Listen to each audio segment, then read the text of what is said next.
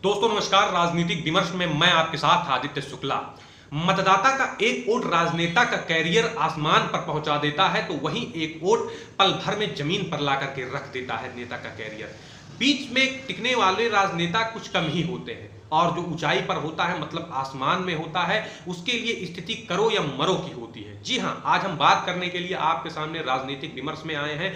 राहुल गांधी का राजस्थान में खत्म होती राजनीति, कैसे उनकी राजनीति अब राजस्थान से समाप्ति की ओर है, और राजस्थान विधानसभा चुनाव से कांग्रेस पार्टी को लोकसभा चुनाव में कितना नुकसान होगा, कितना फायदा होगा, इस पर चर्चा करने के लिए हम आपके सामने हाजिर हुए हैं। जी हां, जैसा कि हम जानते हैं 3 दिसंबर को राजस्थान, मध्य प्रदेश, छत्तीसगढ़, तेलंगाना और मिजोरम राज्य के नतीजे आने वाले हैं। लेकिन हम चर्चा करने के लिए इस समय आपके सामने आए हैं राजस्थान विधानसभा चुनाव पर, कि राजस्थान विधानसभा चुनाव 3 दिसंबर को ये तो तय ही करेगा कि अशोक गहलोत के साथ क्या होने वाला है। क्या वो पुनः एक बार सत्ता की गद्दी पर काबिज हो पाएंगे या फिर बाहर ही रह जाएंगे, जैसे राजस्थान का हर चुनाव में नियम होता है कि 5 वर्ष के बाद सरकार बदली जाती है। क्या अशोक गहलोत, जिन्हें जादूगर कहा जाता है, क्या वो जादू चला पाएंगे, पुनः कांग्रेस की सरकार आ पाएगी? ये तो कहना मेरे लिए मुश्किल होगा, लेकिन मैं इतना एक राजनीतिक विश्लेषक के तौर पर कह सकता हूं, जैसा कि हम लोग पूरा न्यूज़ देखते ही रहते हैं और हर एक समीकरण को समझने का प्रयास करते हैं, कि इसमें तनिक संदेह नहीं कि राजस्थान में इस बार भारतीय जनता पार्टी की सरकार बन रही है। लेकिन 3 दिसंबर को जब रिजल्ट आएगा और अशोक गहलोत यदि सत्ता से बाहर होते हैं, तो राहुल गांधी की राजनीति पर कितना फर्क पड़ेगा, सवाल ये है।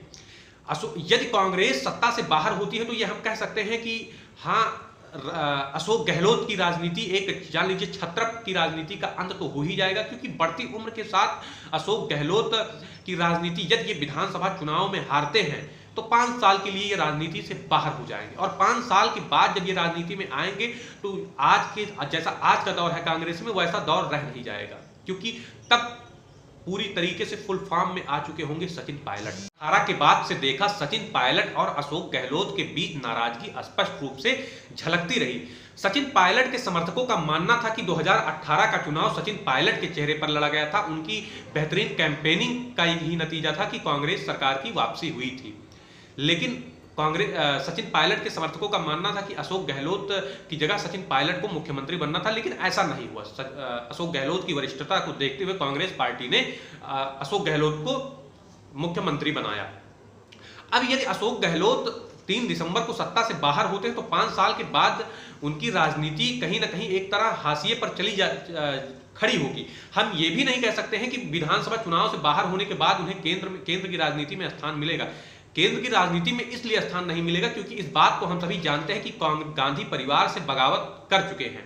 जैसा कि जब विधानमंडल दल की बैठक बुलाई गई, उसमें भी अशोक गहलोत ने मना कर दिया। सचिन पायलट को मुख्यमंत्री बनाने की बात हुई लास्ट समय में, उस पर भी अशोक गहलोत नहीं राजी हुए।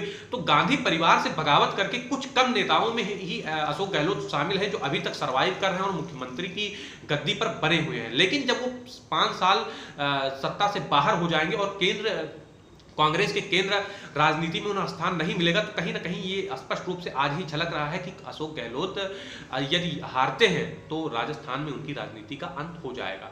और राहुल गांधी की राजनीति का अंत कुछ इस प्रकार होगा, क्योंकि इस बार हम ये भी नहीं कह सकते हैं कि चुनाव यदि कांग्रेस पार्टी की वापसी होती है 3 दिसंबर को, तो ये राहुल गांधी का इसमें श्रेय जाता है। कोई श्रेय नहीं जाता है, क्योंकि जब विधानसभा चुनाव का अधिसूचना जारी हुआ तो 1-1.5 महीने तक राहुल गांधी राजस्थान में नहीं गए प्रचार के लिए।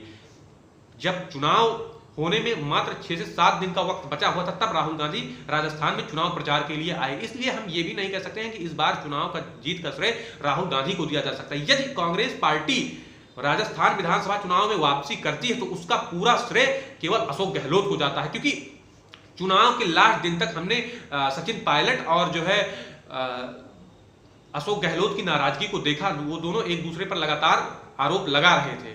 इस बार सचिन पायलट को भी श्रेय नहीं दिया जा सकता। जितनी भी मेहनत, अगर कांग्रेस की जितनी भी सीटें आती हैं, जितना वोट प्रतिशत बढ़ता है या घटता है, उसका सारा श्रेय अशोक गहलोत को जाएगा, क्योंकि अशोक गहलोत ने ही अपने बलबूते पर राजस्थान में पूरी कैंपेनिंग की है। और राहुल गांधी लोकसभा चुनाव में सर्वाइव करना इसलिए मुश्किल है कि यदि कांग्रेस सत्ता से बाहर जाती है, तो कहीं ना कहीं ये सचिन पायलट और अशोक गहलोत के बीच नाराजगी का जिस प्रकार से आलम विधानसभा चुनाव में देखने को मिला, कहीं ना कहीं वो लोकसभा चुनाव पर भी अपना छाप छोड़ेगा। इसलिए नुकसान अशोक गहलोत की राजनीति तो बाहर ही होगी 3 दिसंबर को, ये कांग्रेस पार्टी सत्ता से बाहर होती है। लेकिन कांग्रेस पार्टी का क्या होगा? कांग्रेस पार्टी जो मध्य प्रदेश, छत्तीसगढ़ और राजस्थान में अपना मुख्य वोट मानती थी कि हम यहाँ पर बेहतर प्रदर्शन करेंगे, वहां पर कहीं ना कहीं राजस्थान उनके हाथ से निकल चुका होगा और कांग्रेस पार्टी फिर एक बार लोकसभा चुनाव में भारी नुकसान का सामना करने के लिए तैयार होगी यदि 3 दिसंबर को नतीजे कांग्रेस पार्टी के पक्ष में नहीं आते हैं। इसलिए राहुल गांधी की भी राजनीति हम कह सकते हैं कि टमाडोल स्थिति में है राजस्थान में। इसी प्रकार के चुनावी विश्लेषण के लिए आप हमारे चैनल को अवश्य सब्सक्राइब करें। नमस्कार।